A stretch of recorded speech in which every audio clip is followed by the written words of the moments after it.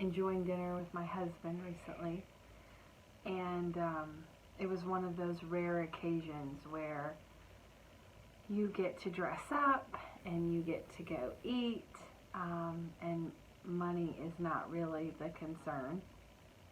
It should be, but you just wanted to enjoy yourself. So my husband and I head out to a fancy restaurant, and immediately walking into the building, you knew you were in a different environment. There's a doorman, they valet, there's a valet who parks your car. Everything is of the highest caliber. So you just kind of suck in a little bit and put on you have to make reservations, and it's just a different atmosphere. And as I was sitting there at the table, and I just said, man, this is an excellence. Like if you go to a barbecue joint, you put both elbows on the table and you just go at it. But this place was different, and I just thought, sometimes the snootiness of fine dining can be just a little pretentious and kind of unnecessary, but it was different this time for me, and I was just thankful for the excellence, just thankful that I could relax, because we were going to have good service, we were going to have good food, and the atmosphere promised a good experience. And the other night I was meditating on that, and it was like God just said, hey, I'm like that.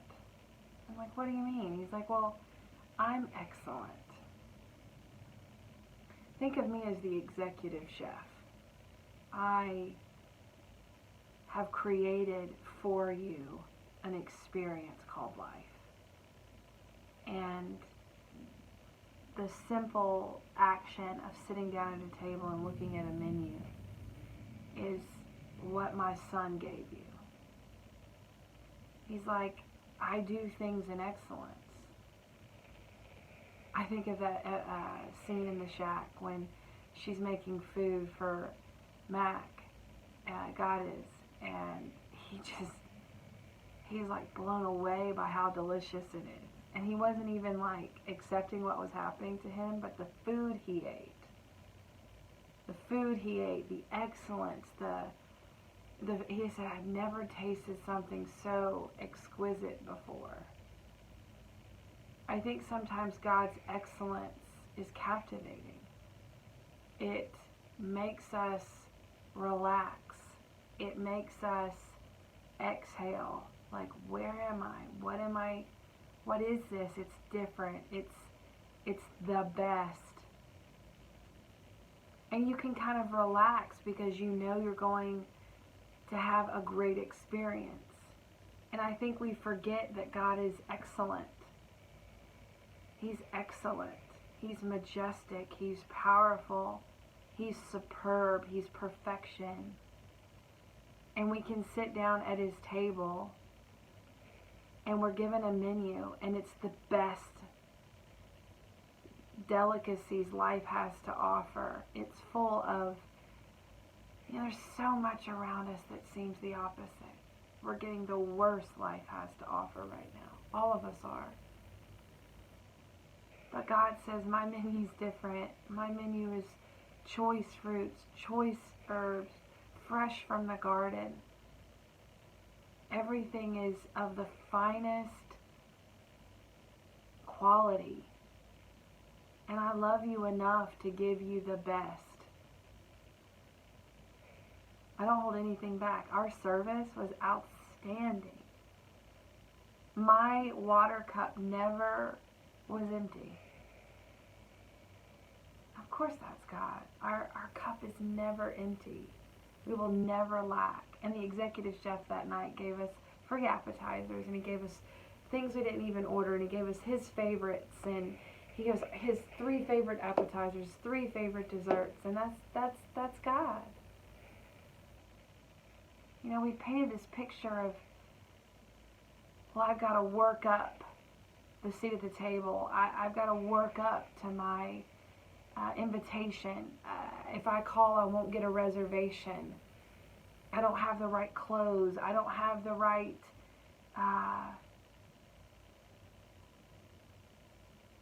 status. In Him, we're enough. In Him, we're enough. In church on Sunday or Saturday night, I prayed against the wall that tells us we're not enough.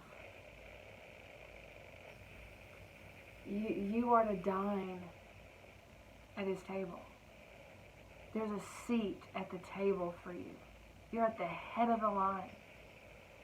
You are His beloved. And He has a feast for you. We're too busy fasting, hoping that we get chosen. And you were chosen. When you were a sinner, when you were nothing, Christ died for you.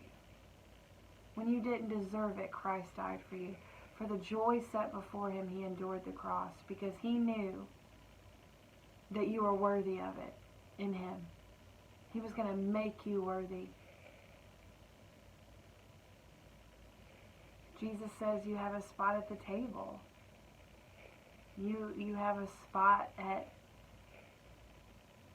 You get to talk to the executive chef. He came out and talked to us and told us about his menu. And, you know, we got the best server that night because he was especially chosen for us.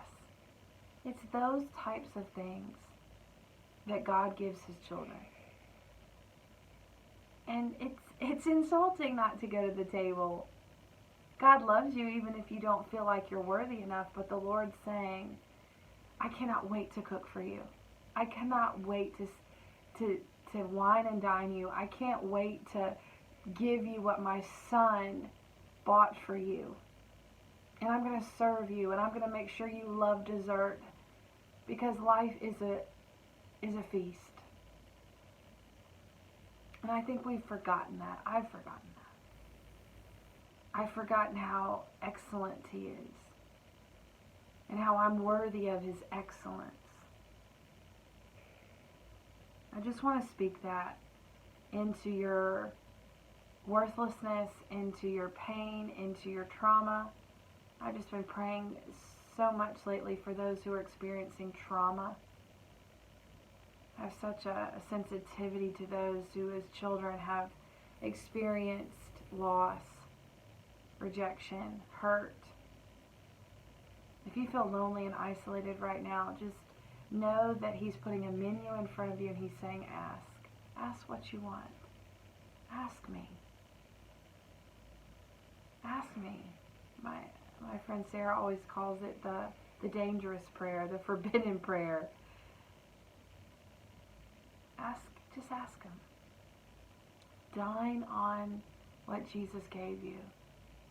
Know that your cup will never run dry, that you're up for a 4-course meal of His best. You are worthy of His best. And He will withhold nothing from you. And while you're eating and enjoying, He's going to come out and tell you how He specifically put this together just for you. And He picks up the tab. Jesus picks up the tab. It cost Him everything, and it cost you nothing. It cost you nothing. You don't have to pay with your life. All you have to give Him, all you have to give Him is your willingness, your surrender, your heart that says, I'll accept that invitation. Can I make a reservation?